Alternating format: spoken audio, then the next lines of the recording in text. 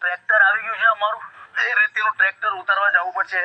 બહુ આઘું છે અહીંયાથી, ઓલમોસ્ટ 1-1.5 કિલોમીટર જેવું થાય છે. ત્યાં ચાલીને જવાનું છે ને બાચકાની અંદર રેતી ભરીને અહીંયા ઠાલવવાની છે. અંધારું થઈ ગયું છે, ત્યાં કોઈ લાઇટની વ્યવસ્થા નથી. છેલ્લા 5 દિવસથી આ રીતના જ કામ ચાલી રહ્યું છે. વસ્તુ પહોંચાડવામાં બધાથી વધારે તકલીફ પડી રહી છે. ટ્રેક્ટર આવી ગયું છે, રેતી આપણે બધી બાચકામાં ભરીને અહીંયા લાવીએ.